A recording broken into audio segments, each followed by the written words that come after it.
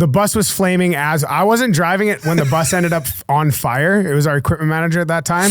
So I don't take responsibility for blowing the clutch and burning the bus. But as we pulled in to the Brooklyn, to our game in Brooklyn, we were like 2 hours late for the game and the bus was on fire. We were ripping our gear off the bus so it wouldn't burn. So we were trying to save our gear. Oh yeah.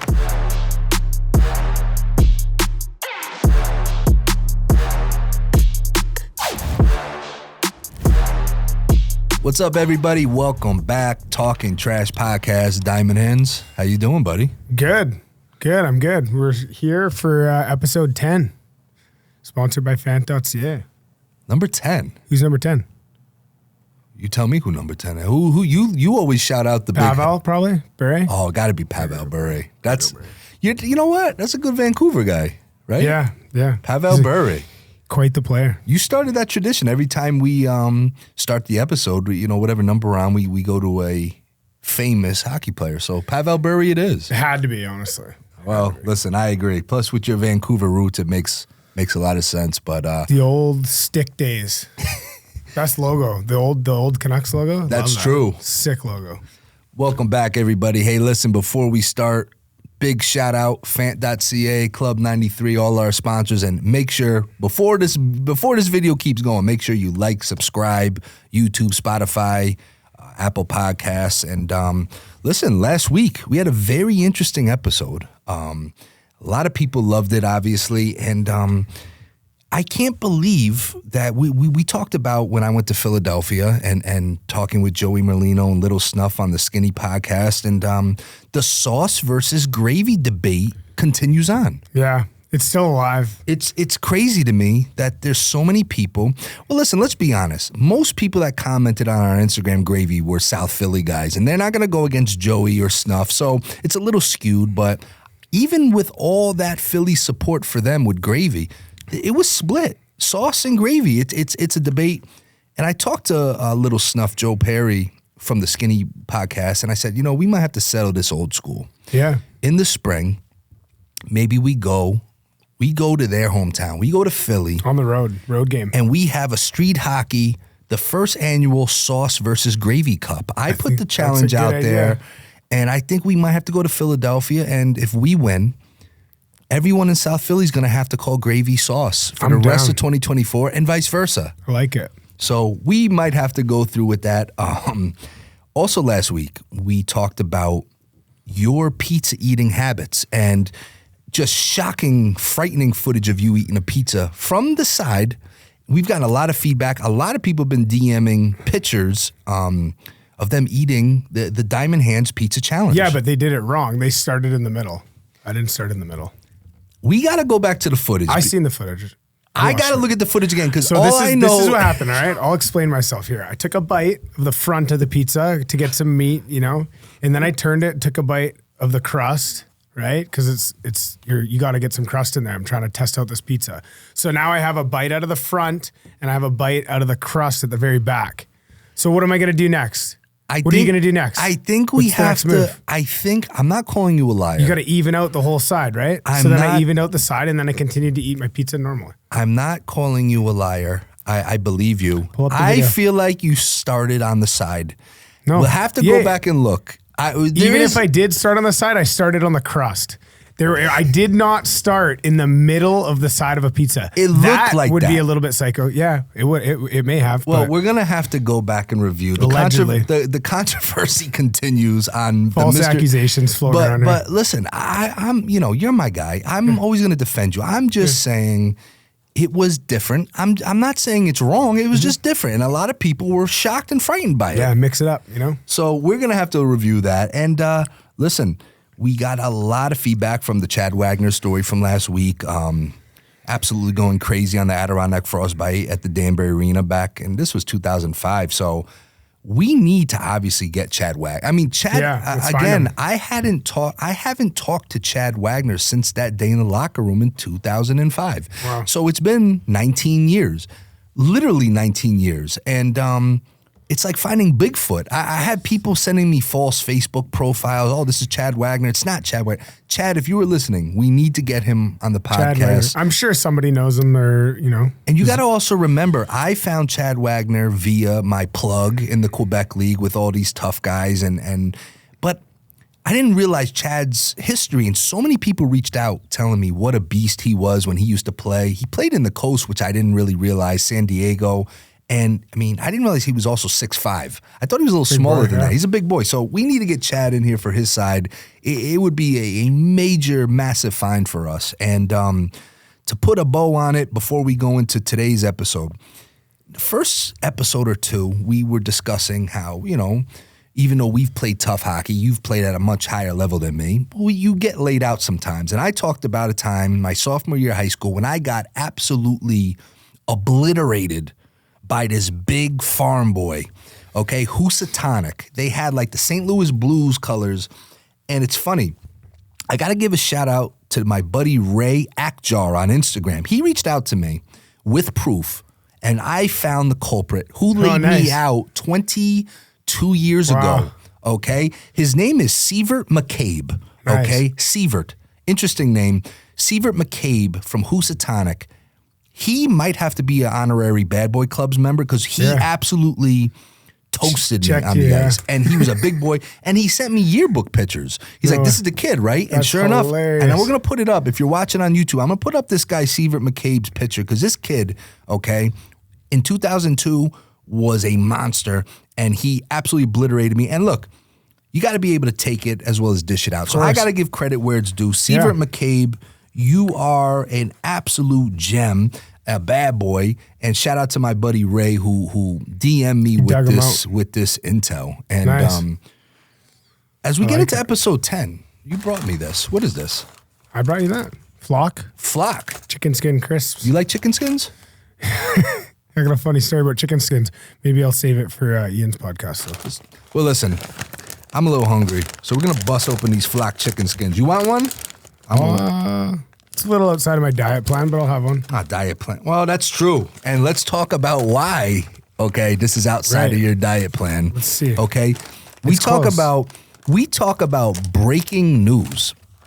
On the way here, okay, and we're filming this. Obviously, this is coming out a few days later. But on the way here, we got a call from Jerry Thomas from Barstool's Ruff and Rowdy. And listen, you break the news. What is going on? It's on. I'm locked in for a fight on the end of the month. January 25th, January 25th in Providence, Rhode Island. So this will be your fourth Ruff and Rowdy fight. Yeah. Shout out to Barstool for always supporting. We thought this deal was dead. I mean, obviously back in November, Jerry, who basically runs Ruff and Rowdy, he does the heavy lifting. He's been doing this for years. We've developed a rapport with him. And back in November, I mean, he told us coming to Providence in January again, where you made your Ruff and Rowdy debut.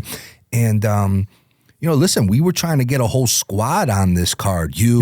Our guy Ian Bick, Steph the Boss Moss from Champs Boxing Club, our home gym. And, up until yesterday, everything was dead. There was nothing going on, nothing for you, nothing for Steph, nothing for Ian. So we kind of just, we figured, hey, you know what, on to the next one.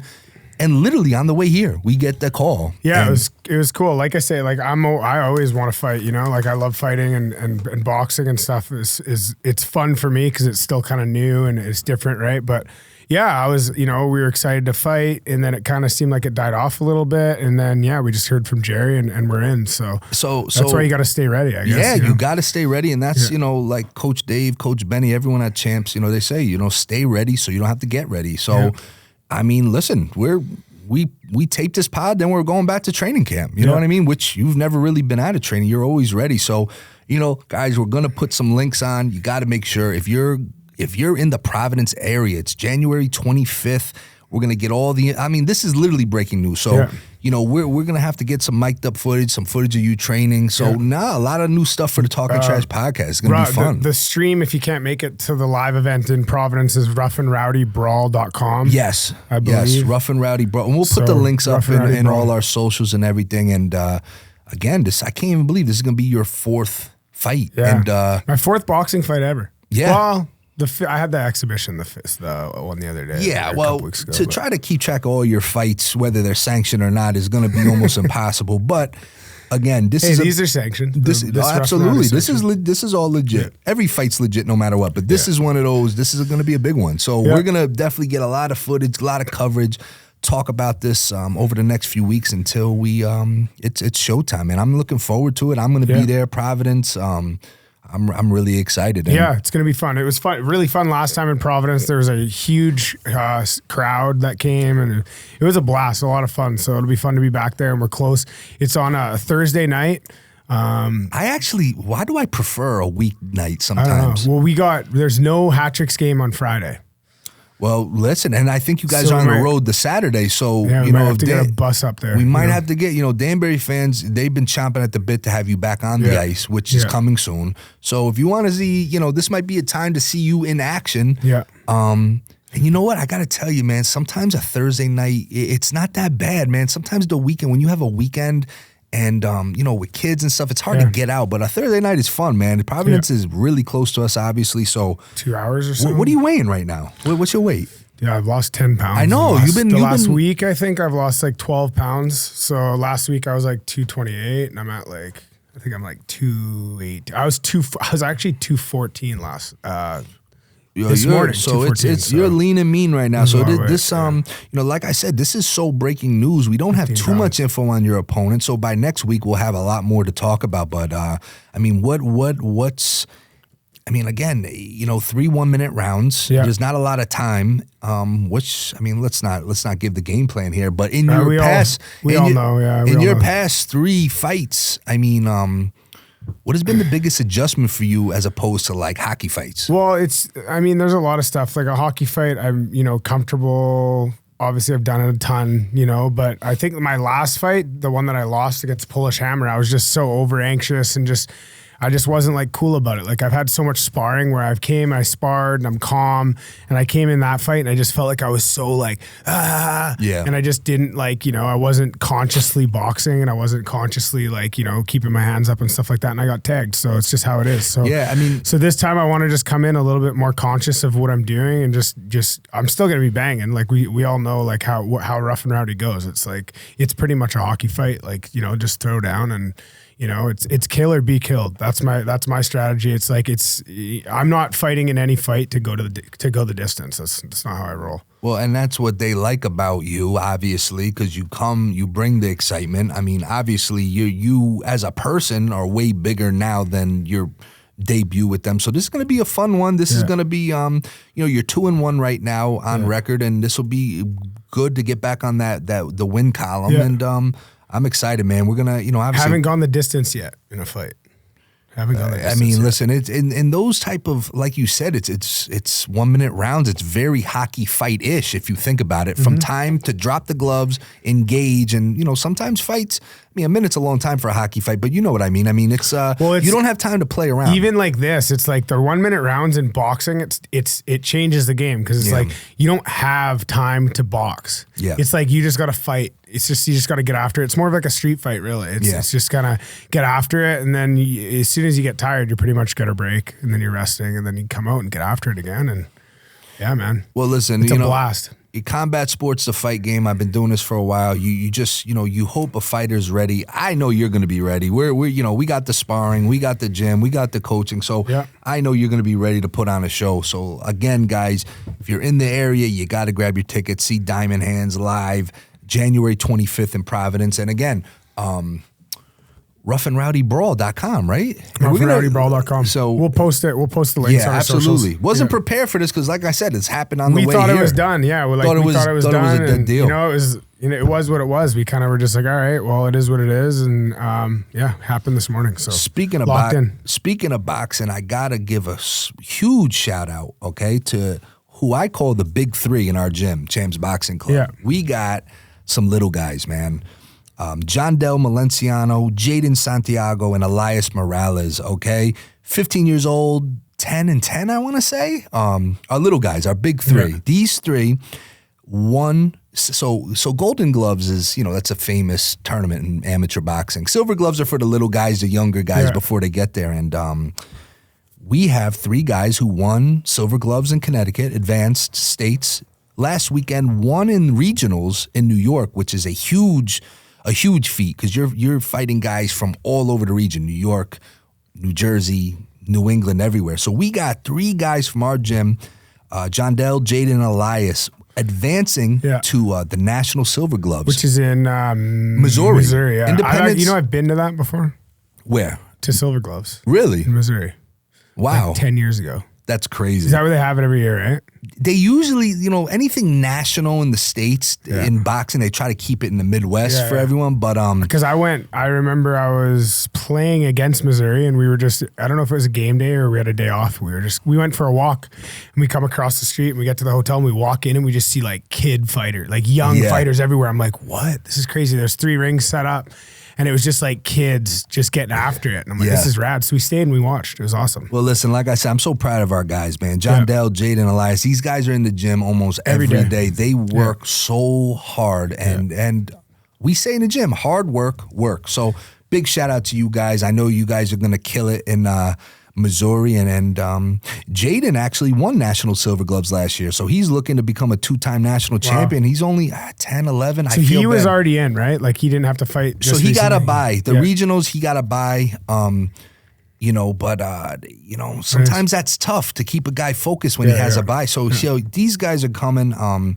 But I'm so happy for them, and love that. We're looking forward to it, man. Doing big things, Scrap City. You know how we do it. It's really cool to see. Like I've said this before in the gym. I've never said it on here, but it's really cool to see kids that fight because there's something like fighting really takes like a whole other level of character and just like work ethic. Yeah. And like seeing these kids that are literally doing sprints to get into shape and build their cardio so they can fight is the coolest thing ever. Like I know I ran and I did like workout stuff when I was playing hockey at that age, but I wasn't doing sprints. Like I wasn't actively trying to get stronger and actively trying to build my cardio. So it's so cool to see these young kids boxing and seeing like how hard they work on a daily basis is insane, man. And the thing is, and a lot of times boxing, there's no set schedule. Like when I played hockey growing up, you got a schedule. Yeah. This is when you're playing. Yeah. You know you're playing. Yeah. These guys are busting their ass, okay? Yeah. They don't even know when their next fight is. And they don't know when they're fighting sometimes. Yeah. And you got to be ready. Like you said, for you with Ruff and Rowdy, you got to be ready. And these kids, like you said, just 3 monsters. So big shout out, John Dell, Jaden, Elias, our Wolfpack members, going to kill it in Missouri, February 1st to the 3rd. So very soon. Hopefully we'll be able to announce some national champs here soon. So yes. Let's go to the world of hockey because there's been a lot of stuff going on. First things first, I was going to do this to you, but I decided I'm not. I was going to play the national anthem. A little salt in the wound. Yeah. I was going to play the United States national anthem. I wanted to even do the Pledge of Allegiance, but big shout out to the USA hockey team, okay? USA winning the 2024 IIHF World Juniors. Wow.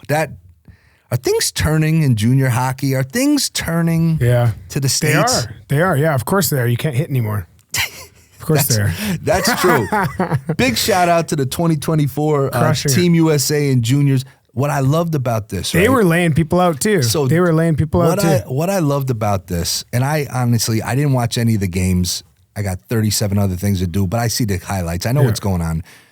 I think the greatest thing was they went, the host country was Sweden. Yeah. So the 2024 World Juniors was in Sweden and they beat Sweden 6-2 in the finals. Yeah. Was there a fight or something at the end? Man, oh man, was Sweden salty, okay? Oh, yeah.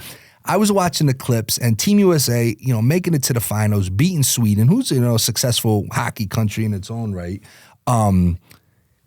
Skunked these guys 6-2. Yeah. And then Sweden wasn't happy. Sweden, first of all, US went in enemy territory and laying, like you said, laying the body. Mm-hmm. I mean, they're laying guys out. Yeah. Sweden too, they were playing rough. I think towards the end of the game, there was a bit of a melee. I don't know if you want to call it a brawl. It wasn't really a brawl in my book. They're not allowed to drop their gloves because I think they get like a pretty bad suspension. So I mean, And then the funniest part was after the celebration, you know, poor Sweden's on the blue line watching Team USA get their medals. Oh, yeah. And I got to find the kid's name. I think it was a captain or something, kind of salty. Hey, didn't he throw his medal into the Sweden captain was not happy.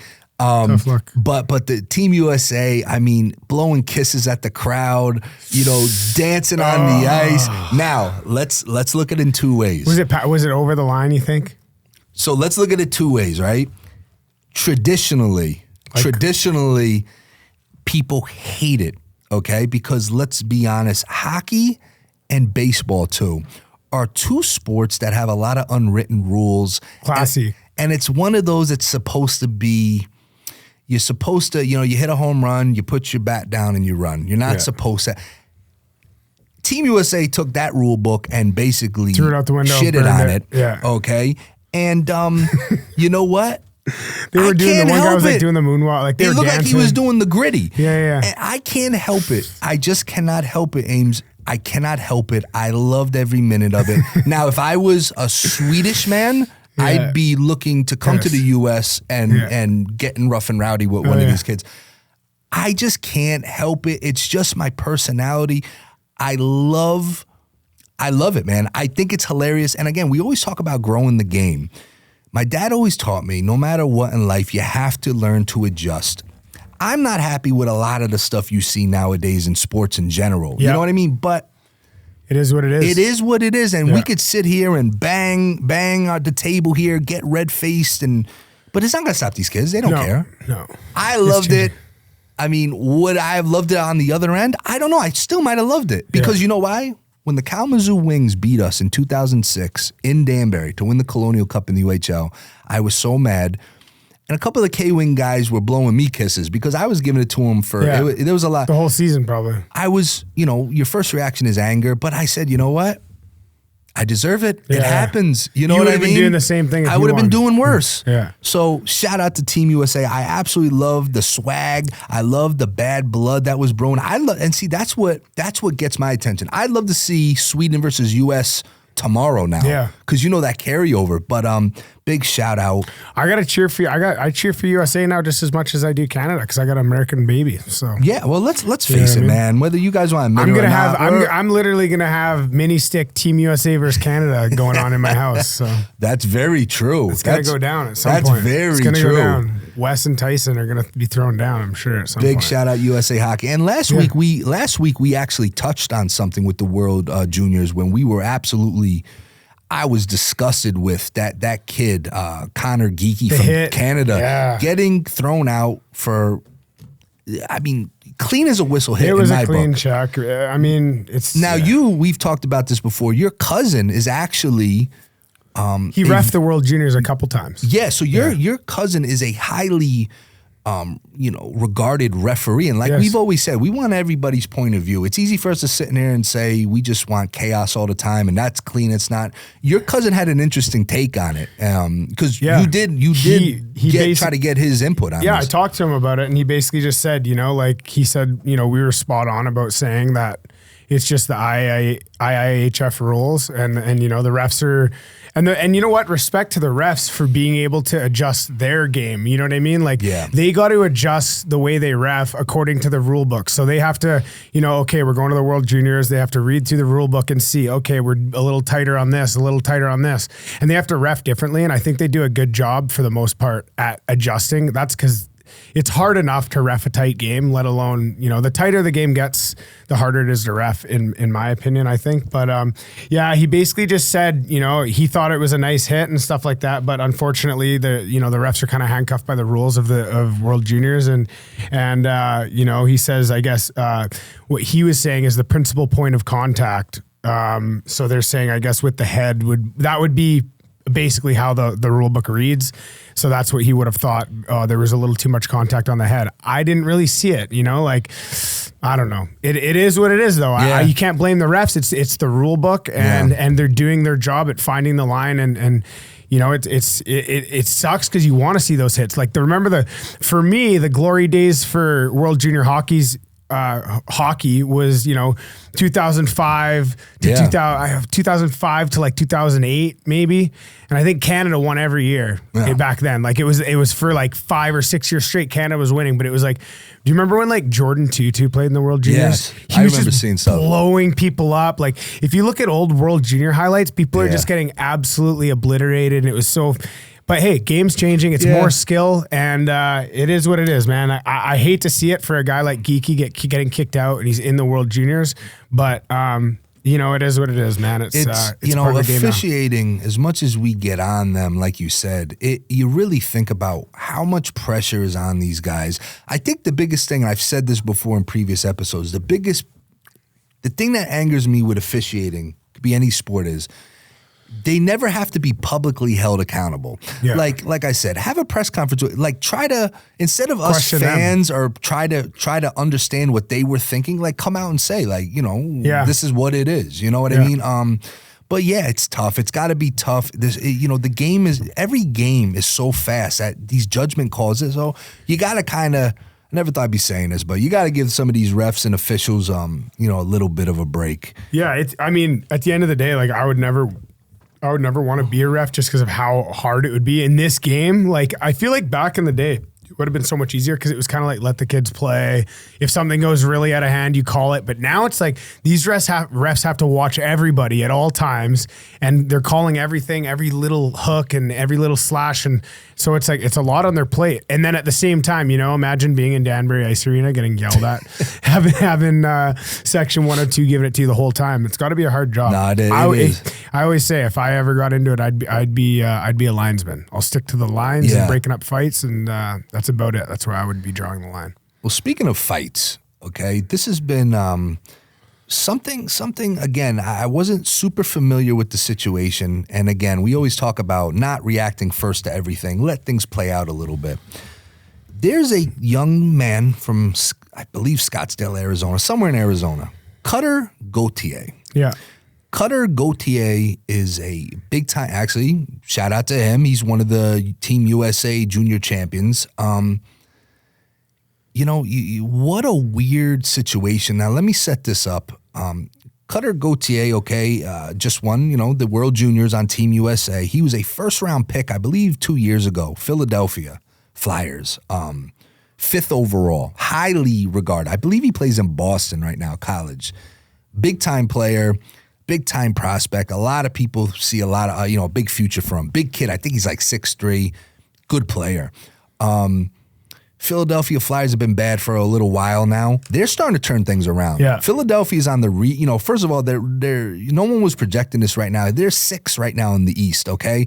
So if the playoffs started today, they're in. It's Torts. They're on Torts. You know what? Torts, a guy, he's a 50-50. He could be on a team and be absolutely horrific. Yeah. And then he just finds his niche. I feel like if Torts gets a little buy-in from the boys, man, like, a coach like that's a guy that you would want to run through a brick wall for. Yeah. And you know what I mean? And you know what? He's old school and I like him. And me too. I do. I like him. And he gets mixed reviews, but I like him. And so he's got Philly playing right now. And they have a lot of real young talent. They got a defenseman, Cam York, I love. They got a lot of guys.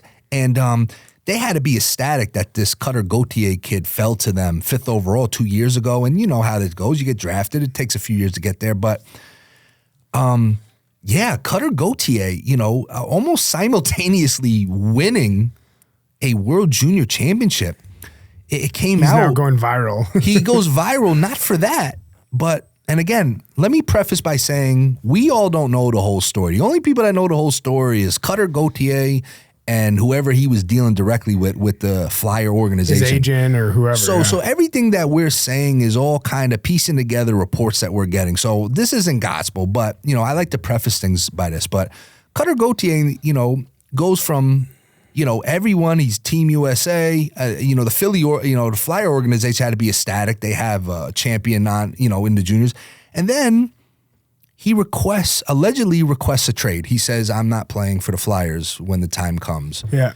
And the Flyers decides instantly, we are trading you now for Jamie Drysdale, defenseman. Which they need. which they need from Anaheim. Yeah. Now, of course, and a draft pick. And second round pick, you're right, in 2025. So, people love to analyze trades, who got the better of what. It's such a stupid thing to try to analyze until these guys are retired. So a guy be like, the Flyers got screwed. Anaheim got... The opinions on this whole situation has been crazy. Now, where you and I have a unique perspective, because there's a lot of hockey podcasts out there, where you and I have a unique perspective, and we haven't talked about this, by the way. We're talking about this now. You are a player, a current pro player. You have pro experience. You've seen it all. You've won championships, been on good teams, bad teams. You've been through everything when it comes to being a player. I don't care what league it is. You've been through everything.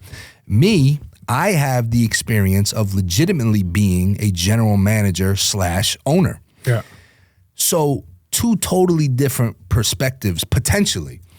Now, before we get into each other's opinions on the situation, again, Cutter Gauthier requesting a trade, and this kid, I don't even know how old this kid is. He's young. He's a young kid. Yeah, I mean, he's playing the World Juniors. Yeah, so he's young. 21. I mean, allegedly, like I said, whether it was him directly, his agent, whoever, telling the organization, we're not playing for you. By get rid of us, essentially. Kind of what Eric Lindros did in a way. Yeah, I heard they compared the two, but I'm not sure. No. You can't compare. That was a different time. Eric Lindros was, but very strange situation. And a lot of people, again, very opinionated. Dude, the Flyers were pissed. It seemed like the Flyers commentary team was just going hard. Listen. They didn't let it go. I got to tell you something. I want to give you my perspective first from a GM point of view, part ownership point of view, okay? Let me be careful how I say this, all right? It's a privilege to play professional hockey, no matter what league. The NHL is the cream of the crop, okay? What I'm getting tired of seeing, and now it's leaking into hockey, which is kind of interesting to see. This is something you'd see more in basketball, football, even baseball to an extent, but you don't hear a lot of this in hockey, where the players, now let me stop and say, me, I call it down the middle. If I feel a player's right, I don't care if I have experience as a GM. If an ownership group is wrong, I say, hey, they're a problem. But if I think a player's wrong, it's the same thing. It rubs me the wrong way where you got a kid, great prospect, but hasn't done boo in pro. And you're gonna, you were blessed enough, because there's a lot of hockey players out there that probably is as good, if not better than him, that'll never get a shot. This kid is blessed enough to get drafted, okay? I don't care if there was a team in Alaska. You think 90% of the guys that get drafted in any sport really want to go to that team? Yeah. Especially a high prospect. You're getting drafted high, and that's usually the worst teams. I just have a problem where you think you're going to dictate right away where you want to go. Now, again, when you establish yourself as a player, business is business. You start to get a little clout. You start to, you hold some chips. Yeah. You could probably, and sometimes it's not what you do, it's how you do it too. Again, we don't know the whole story with this, but I don't know, man. It rubs me the wrong way, and it kind of brings me back to a story. I think you're going to like this one.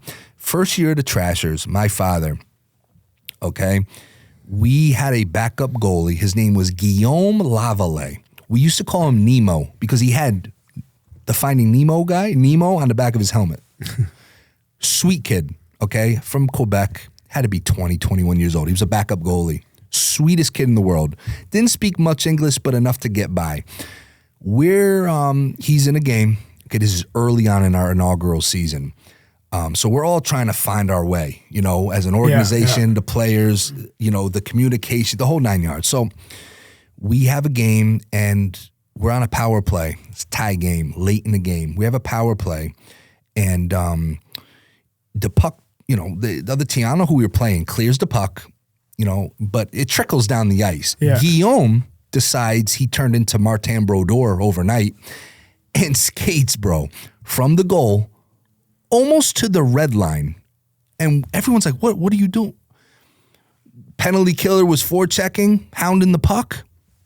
Simply dekes him, scores on an empty net, we lose the game. Now, did the game mean anything? No, it was an early regular season game. But my dad was hot. At Guillaume. He was hot. We get into the locker room. He goes, AJ, go get Guillaume. I said, Guillaume, come on. It was so awkward because I knew he was going to get yelled at. We get him in the room. I'm sitting there. My dad's sitting there. And my dad goes, let me watch my cursing because we're going to go broke today. But he's like, who the do you think you are? You think you're Martin Brodeur? You think you're Patrick Wow? What are you coming? Like my dad now is analyzing, right? He goes, you're coming out of the net? What are you doing? Now, Guillaume knew he was, he knew he screwed up. Yeah. And again, I know people where English isn't their first language. The translation isn't always perfect. Yeah. So what Guillaume meant to say was, I'm so sorry. I know I screwed up. It won't happen again. But I understand you're mad, and I understand if I'm not going to play again for a little while. I understand. That's what he wanted to say. Yeah. What Guillaume Nemo Laval said, and I'm looking at him, he essentially said, well, I'm sorry, but if you don't like the way I play, get rid of me. That's essentially what he said. No. So you know what my dad said? All right, done. Get out, you're fired, go. Oh, done deal. He looks, and he leaves, and he looks at me, he goes, get us a goalie. And he leaves. That's a whole nother story of what we ended up doing, what I had to give up to get another goalie, but that was a headache. But I go to this Cutter Gauthier situation. Now, a lot of people are opinionated, fans, ex-players, ex-GMs, everyone's got their opinion, and Philly did the wrong thing. They were venomous to this young kid, boo-hoo, bop, bop, bop. Let me tell you something. I thought Philly, as an organization, handled it perfectly. If you don't want to play, okay, yeah, of course, yeah. Bye. What happens is players, and I'm not saying this is the case with this kid, players, you can accumulate power. But if you don't have that power yet, like they don't act like you got, like if he's giving you trouble now, you see when you got cancer, Ames, you got to cut it as soon as possible. I'm not calling this kid a cancer. What I'm saying is if you have, if he doesn't want to be there, you don't want him in the room. Yeah, get him out. Obviously. First of all, I thought they won the trade. First of all, the kid's a very highly touted prospect, could be amazing, but they got a really good defenseman, okay? Immediately their team's better. And in a year, they got a second-round pick, which is a valuable thing. And Philly's on the come-up. And you know what? People are getting over Philly fans. Here we go again, being mad. I'd be mad at the situation. You don't want to play for my city? Yeah. Okay, get out.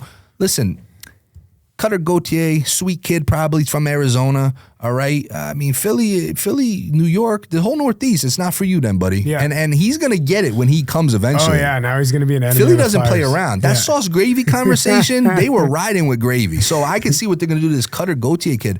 My biggest problem is, I think they handled it great because you see it in other sports. Guys, insinuate they don't want to play, and the organization will be spiteful and petty and hold on to you and play. I thought Philly, what they did was great. Yeah, dish him. Why not? Yeah, why would you hang on? Bye. Yeah, I but agree. people are getting on Philly. Now, like you said, the whole Philly organization, meaning broadcasters, ex-players, everyone was all they over They wouldn't let it go. Now, I don't know about that, but I will say this. Philly's the type of city where you make a team in Philly angry, that makes them very dangerous. Oh, yeah, definitely. I'm telling you right now, Someone's coming for him.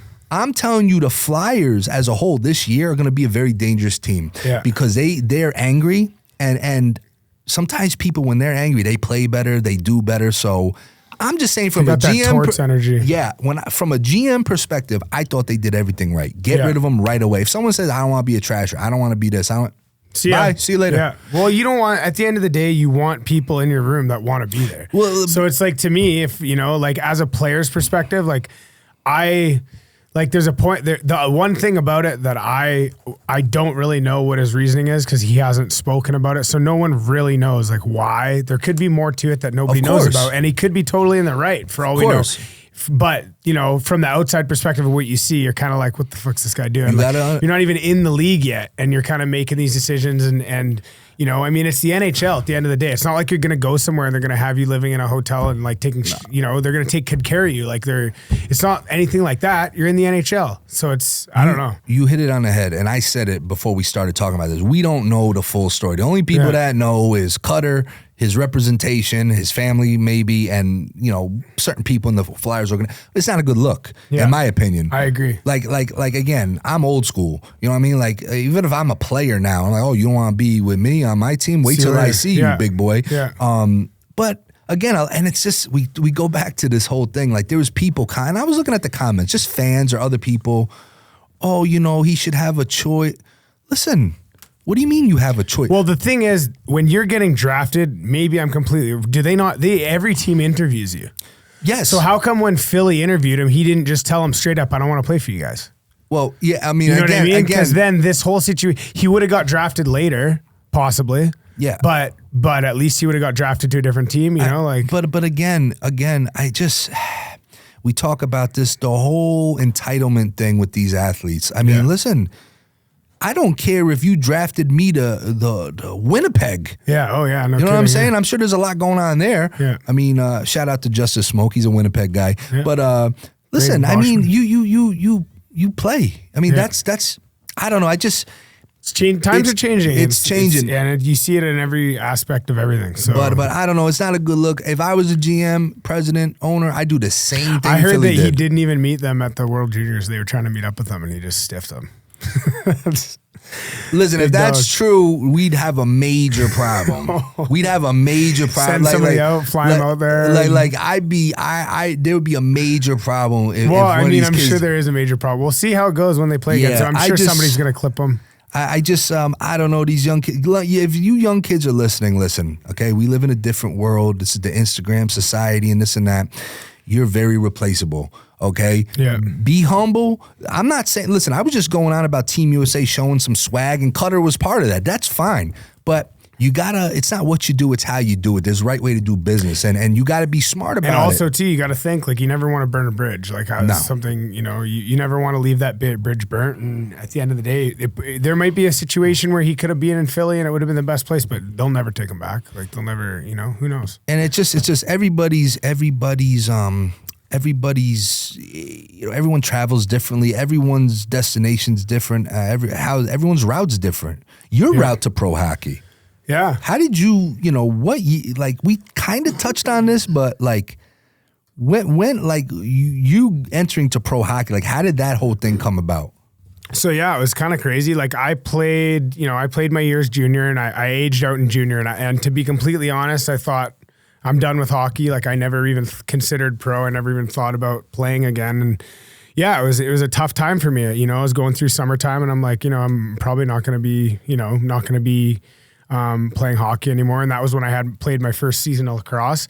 And then, you know, that was also my age out year in lacrosse. So I didn't know what I was going to do. I was kind of like, oh, well, I'm done. And so I'm going to get a job. I went to work on the pipeline, went and I was working on the pipeline. I was making really, really good money. And I was like, oh, this is great. But I mean, no life. You're just working. But I had money, so it was good. And then I get a call from a friend, actually Anthony Collins. So we've talked about Collins before. Tough guy. I played junior with him, and he calls me and he goes, Ames, he's like, I'm going to a pro trial in the Federal Hockey League.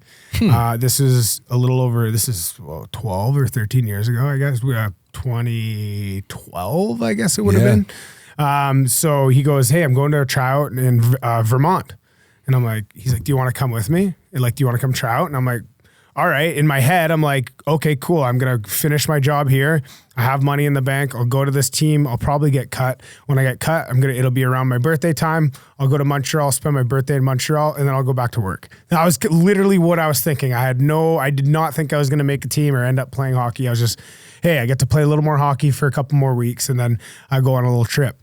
So that's kind of was my plan, and I went there, and this is the Federal League over 10 years ago. You know, it wasn't as good as it is now as far as, like, you know, situations and stuff. My first 2 nights in the Federal League, I slept on the dressing room floor. Literally slept on the dressing room floor. I'm like, what league am I in? You didn't here? demand a trade right away? I should have. You didn't demand a trade? No, because I wasn't even in the league yet. I was trying to make the team. So I was like, yeah, I guess I'll sleep on the dressing room floor. Night 3, I actually got a hotel room and brought all the boys over, and we had a bunch of guys stay in the hotel room because I was like, I came from work, I was like, whatever, I'll just get a room, forget it. So, so that's kind of how I started. And I actually didn't make the team. We got there. We had Pisano. I don't know if you remember Pisano. Tony, right? His name Tony? Yeah, Anthony, huge, big dude, strong. We had 4 heavies on our team, like literally 4 heavyweights. And I was like, I was like a bubble guy. They didn't sign me, but they kept me around. They we got PTOs, this and that. So I stuck around. And then what actually ended up happening was Danville Dashers came to play our team in Vermont. And I was like, look, forget it. You guys aren't going to sign me. No problem. I'm signing with Danville this weekend. So I signed with the other team that weekend because my team wasn't signing me. I was living in the house with all the Vermont guys. But I was like, hey, man, I want to play hockey. These guys are going to sign me right now and bring me on the road. So let's do it. Let's play hockey. So I signed with the other team. So you're living, I don't mean to interrupt you. So you're living with the Vermont team. The Vermont team. In a house, yeah. Practice, you're kind of on the bubble with the Vermont team. I mean, I'm skating with them. They're telling me. So this morning you're practicing with Vermont. You're living with Vermont, and then you sign with Danville. Sign with Danville, and Danville comes into town. And at this point, I just want to play. You know what I mean? So I'm like, well, if they're gonna sign me, it's business. Yeah. You know what I mean? At the end of the day, so Danville comes into town. My roommate was Morgan James. He just got sent down from the SPHL. He was a fighter. He was 6'6". Tough kid, and he just got sent down from Columbus in the SP. So he was my roommate. I literally would sleep. Our beds were side by side in the same bedroom. We literally shared a bedroom. And Morgan James is on Vermont, and he was signed with them. He was one of our 4 heavies, and I signed with Danville. So now I'm like, I got to make a statement here. Obviously, I'm playing all my boys too. So first shift, what do? I lay out Morgan James, and I didn't even give him a chance. I literally. Whatever, kind of maybe a scumbag move by me. My gloves were off. By the time he got up, my gloves were already off. And he gets up, as soon as he drops his gloves, we go. I got a little jump on him. We're in the box. He's like, what the fuck, dude? We're roommates. What are you doing? I'm like, dude, I'm sorry. I'm an animal. It is what it is. He's like, well, we got to square up now. we got to do it properly. So then we fight again. We square up. I actually did really well. He was a big kid too. Long story short, I hop on the bus. I'm on the bus now at Danville. I go on the craziest road trip of my life. Our coach our coach and our bus driver quit. I end up driving the bus. I drive the bus from New Jersey I drove it on the trip to Brooklyn. We get to Brooklyn. Joe Pace Sr., Joe Pace's dad. He's our new coach now. He's like, hey, I'm here. I'm going to coach you guys. He's smoking cigarettes the whole bus ride. He's smoking cigarettes over there. I'm like, we're blowing Slapshot out of the water at this point. Our bus is all fucked up. Clutch is ready to go on the thing. We pull into Brooklyn. The bus is on fire. Oh yeah, we're going. So you're driving the bus. Oh yeah. So we get to Brooklyn. We're like, okay, we're going to have a practice. We had to have practice. We played a couple games and we're practicing the one day. Bar, who was on my team, falls while we're in practice, takes out my coach's leg. Joe Pace hits his head on the ice, convulses, bleeding out of his ears. I'm like, this is the most insane. Thank God he's okay. He's still around. He's actually coaching Mississippi right now. Crazy as I'm like, where am I? What is this? We finished the rest of the road trip. We got a 20-hour bus ride back to Chicago. We get back there. I get in this place. They're like, hey, this is where you guys are living. I get into this house, and I swear it was a 3-bedroom house. And we got 16 guys or something trying to live in this house. I'm looking. There's guys setting up sheets in crawl space, in the basement, unfinished basement. They're hanging sheets to divide their rooms. And I'm just like, there's blow up mattresses all over. And I'm like, I don't know how long I can live like this. I call my dad. I'm like, Dad, I got to get out of here. I don't even know. I'm probably just going to come home, go to work. I don't know how long. My dad's like, stick with it. You're doing good. I think I had 7 games at this point. I had 2 goals, 2 assists as a D-man and 5 fights. My dad's like, your stats are good. You be good. Just hang on.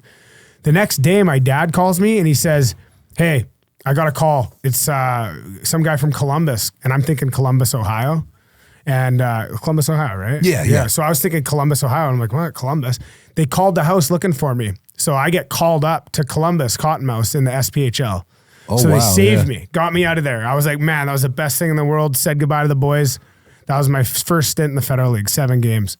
And what was a span? Like, how many days, weeks was that? Probably from the time I signed with Danville till I left was probably like 2.5 weeks, like at the most. So wait a minute. You were driving a bus from where to where? We played a game in New Jersey against my coach now, Billy. Okay. McCreary. That was my first one of my first pro games was against Billy McCreary. And then it would have been like my 3rd pro game. And then I got suspended because I ran as goalie. I get suspended, and then we get on the bus. We have no bus driver. We have no coach. They quit. They quit. The coach quit, and he said, "Fuck you guys, I'm taking the bus driver." Sorry, throw another check mark on the thing. I'm taking the bus driver with me. So we get out, we're done the game, and we're all on the bus. We got no bus driver, no coach. Everyone's looking at each other. And it was all, well, we all got to sleep. Amesbury, you're suspended, so you're driving the bus. Sorry, bud.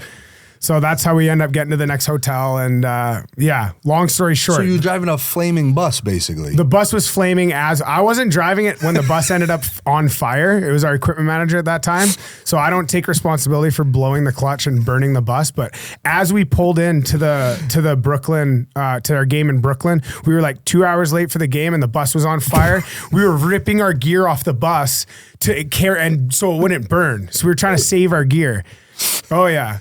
So then I get to Columbus, things were going good, and I ended up, and honestly, at this point, it was like, I didn't think I was going to be playing hockey. Now I've gone from the Federal League to the SP, and then I ended up just grinding it out, just practicing, trying to get better. I fought that season, at the end of the season, I finished the year, I had 42 fights in 39 games. So Over a fight a game. I was fighting twice a game, like not twice a game, but there's a lot of games where I had 2 fights and a handful of games where I had 3 fights. Do you remember the video game Twisted Metal? Oh yeah, loved it. Flaming, yeah, it was I'm great. Picturing you driving the clown bus or the clown the flaming van. ice cream truck or whatever. Dude, what don't you do? Oh yeah, Reggie Dunlop. So what don't you do? You're fighting 1 point something times per game, driving a bus. I mean, that is insane. Yeah, and not one trade request. You know, you just did your thing. Soaked it. And then I ended up actually getting called up. So then I went to the Central League during the NHL lockout. Okay. And that was a following year, I want to say, at the beginning of the year. Or I mean, no, maybe it was the first year I got called up and then I came back. So I got called up to the Central League. That was the next lockout. After your guys' lockout was what, 2005? Yeah. So the next one was 2012, I want to say. And that was when I got called up into the Central League. So I got called up. That's when I'm playing against Aaron Bugard, Kip Brennan, Liaison. Like all the heavies were like, all the AHL heavies and the NHL heavies, everybody went down, yeah. Played against Alex Martinez. I've said that before. Right after he won a Stanley Cup, it was crazy. But the league was good. The league was tough. And I was 22 years old fighting all these guys.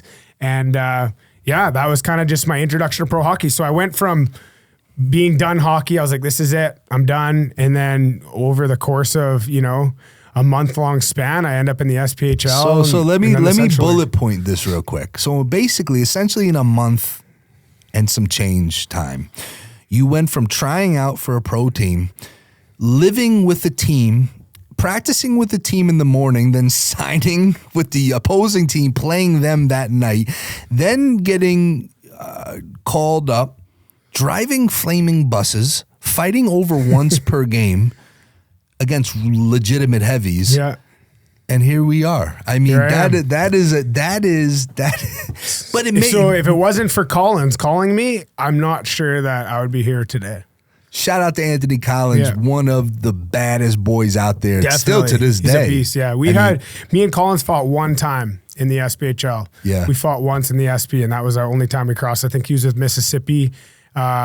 And then we fought one time, but super tough kid. Like he's running the show. He's running the table in the coast. Oh, he's like I said, I mean, let me tell you, the coast got some guys, what I mean? They got some guys, and Collins, he's a beast. Yeah, he's definitely a beast. That is insane. But you know what? As we've gotten to know each other more and more, as insane as that story truly is, it doesn't surprise me because that's Daniel Amesbury. That to me, that is your style. Yeah. And that's insane. Driving flaming buses, allegedly. Yeah. I mean, that's crazy. I mean, speaking of, and we were talking about, earlier, off camera about how, like, you know, there's a lot of stuff we like, a lot of stuff we don't like. I mean, we got to touch on this. Connor Bedard, who is obviously going to be the face of the NHL the next 15 years. Yeah. Okay. This kid is 18 years old. Okay. He was, he's been groomed for this since he was like a kid. Yeah. You know what I mean? And coming straight to the league, drafted, coming straight to the league at 18 years old. This reminds me so much of when LeBron James came to the NBA. Yeah. Everyone kind of knew, man, this is the real deal, but you're like, well, we have to see it now. See how it goes, yeah. And this kid, Connor Bedard, in half a season, okay, you got to give the kid credit. He is truly unbelievable. He is going to be just the face of this league, and he's gone through a lot of stuff off the ice, too, which we talked about. Already, right away, okay? Scandals, teammates with his mother, allegedly. Just throwing so, and this is half a season. Yeah. So last week, upon taping of this, talk about a tough break. This kid gets his jaw broken, not in a fight. And it didn't seem like, when you watch it, I was like, man, it really didn't seem like it would break your jaw. But sometimes that happens. Everyone knows I'm a New Jersey Devil fan. And I'm watching this game. Bedard's playing against the Devils. I'm like, I want to watch this kid firsthand. And kind of freaky. It wasn't, Brandon Smith, by the way, is the defenseman, number 2 on the Devils, who actually initiated the hit. But it wasn't like a malicious thing. He kind of just stood him up. He kind of stood him up. And Bardar, it's weird. Again, as great as he is, he's that young kid. Sometimes that head goes down. He's small, too. Like, and every little, but man, he just got hit in the right spot. And when he went off the ice, I figured, he'll be all right. Maybe, Yeah, at first I seen it, I thought, like, maybe he was just, maybe it spooked him. He got a hard hit in the nose or something. I was like, he'll be back. And then heard he broke his jaw. I'm like, shit. Yeah, 4 to 6 weeks. And listen, other than Connor Bedard getting hurt, which, it sucks. It's 4 to 6 weeks. That's a lengthy stint.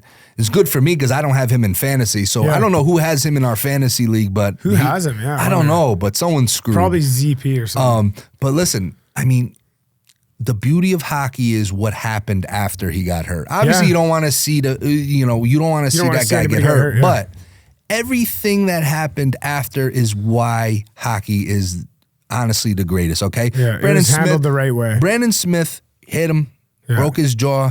Okay, that is literally, that's the golden hen for the Chicago Blackhawks. Yeah. That's like Michael Jordan for them, right? Yeah. So you must protect this kid at all times. Yeah. Okay. Listen, Brandon Smith wasn't trying to hurt him, but listen, Nick Foligno on Chicago, tough guy for this type of hockey, challenges Brandon Smith next time they're out, and they fight. Yeah, and Brandon Smith answered the bell, and that's how it should be. Nobody, look, at the end of the day, that's, in my opinion, the best situation for the NHL. No, you don't want a guy to get hurt, but do you also want a guy to get suspended? I don't think so. I think it's like, hey, look, the guy gets hurt, he answers the bell, there's a fight, done. It's done. It's over. It was handled perfectly by the boys on the ice. Exactly. Including the officials. Yes. They let it go. Yeah. It had to be, it's one of those situations, the unwritten rules and the code of hockey. There had to be a response. And it didn't wait till the next time they played where this can brew. Yeah. It happened right away. Nick Foligno did the right thing. Brandon Smith did the right thing. Yeah. The refs let it go. Again, it sucks. Bedard got hurt, but no one else got hurt. Yeah. There was no suspensions. It's done. It's squashed at this point, as far as I'm concerned. Cool thing, too, for all the people listening that have listened to me talk in the past or whatever. So Brandon Smith, I know I've talked about Rory Smith before. Rory Smith's one of the guys who taught me how to fight. He was a lacrosse fighter, one of the toughest guys in the NLL. That's Brendan Smith or Brandon? It's Brendan Smith. I think it's Brendan. You're right. Smith. I said Brandon. It is Brendan. So Brendan Smith is Rory's brother. So, wow. Yeah, so that's kind of cool. Cool little it's a story. nice so connection. Obviously Brandon Smith has got some toughness if he's been fighting Rory his whole life. Oh, yeah. And he is. He's a tough kid. Yeah, and as a Devil fan, I see him a lot. Great stay-at-home defenseman, physical. Yeah. And again, there was no malice to the hit on Bedard. But again, aside from him getting hurt, everything was handled perfectly. Yeah, I agree. It wasn't blown out of proportion a lot more than it could have with other situations. So, shout out to, Nick Foligno, Brendan Smith handling it, letting shout out to the refs, the whole situation. Yeah. It was, but hopefully Connor Bedard gets back and, hopefully he can come back soon. And let's see how he responds when he gets back, because this kid's been doing literally everything. Yeah. And it's going to be amazing to see his response when he comes back. This kid is really the face. This kid is going to be the face. Good BC boy. That's right. Good BC boy. And that's your boy, that's your son Wes's guy. Oh, dude, he wears his Bedard jersey every day, Wes. Bedard, does he say Bedard jacket, right? He says Bedard, but wakes up in the morning, looks at me and says Bedard jacket now. Well, listen, we're going to be talking about this, 17 years from now when it's Wes in this same position, going number 1 overall I seen a the league. I seen a hilarious thing. I think it was on Chiclet's Wit, was talking about all these guys that talk about their 10-year-old who's the next NHL star. Did you see that one? Yes. He says, you guys don't know anything yet. He said, wait till women and booze come, and then we'll talk. He said, once women and booze are introduced, and if they can make it through that, then you can talk about your kid going to the NHL. That is probably the greatest analysis, and it is so true. That's in life, in general. That's like boxing, right? Yes. And you see it all day. I deal with boxing all day long, and I get maybe once, twice a month a fighter that wants me to manage or advise them, promote them, whatever the case may be. And honestly, in the past, I would always jump on these opportunities, but now it's like I'm very selective. Yeah. And I tell you, man, a lot of these kids, I mean, we just talked about our big 3 in the gym. Everyone, those kids are 15 and under. You see the potential, but you can't get too hyped. No, you don't know. Because they haven't faced adult adversity yet. Yes, they might have faced some everyone, even as kids, you face different types of adversity. But, you're right. And Whit's right, man. Alcohol, women. Are you disciplined? And women, when I heard that, I'm like, that is the thing. That might be the truest. And like I said, with all these scouts, the analytics, no. Yeah. Give this kid a, what do you guys drink? Labatt Blue or whatever up there? Give this kid a Labatt Blue and bring him hot girls, and bring him to scores in the city, and we'll see what it is. That's what did it for me, man. I was the most distracted junior hockey player on the planet, dude. I didn't show up to a single junior A tryout in my life. Big shout out to Whit. That is. I mean, take hockey out of it. That is, like you said, that is probably the most. The smartest thing you could say. So, but I don't care. I got faith in Wes. My boy Wes is the real deal. Yeah. And hopefully we can keep him disciplined and we're good to go. Yeah, just got to keep him around the right people.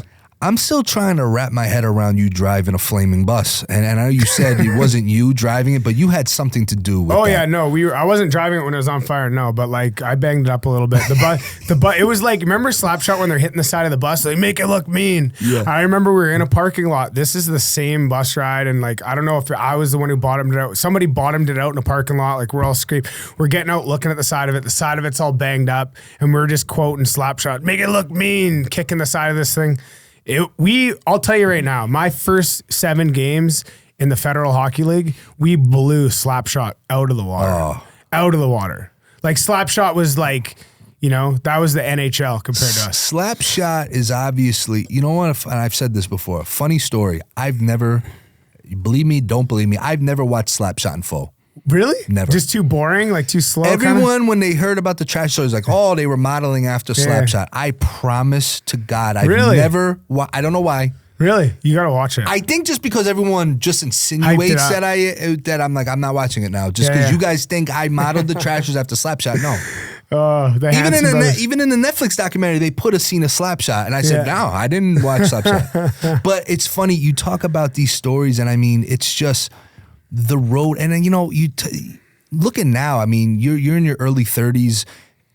Aren't these stories great though? As you get older, that's what it's all about. So many, an old guy told me years ago, he said, AJ, it's really, you know what, we're all running, we're all trying to get to some goal or finish line, but it's the traveling, it's the journey. It's the journey. That's the word. It's the journey.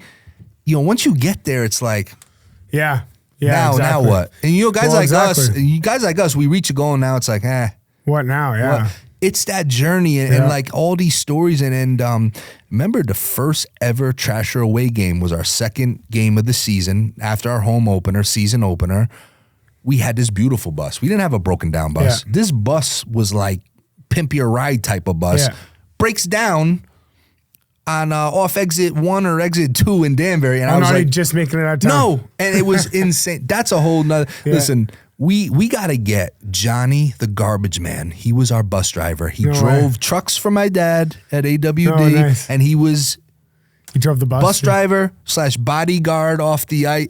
This guy has stories for days. I mean, every time it warms my heart when I hear these travel stories because I'm a little jealous because I was never allowed to go on the road. But man, it's just the stories. We got a lot more of those stories coming up. And lots. Listen, that's a great story.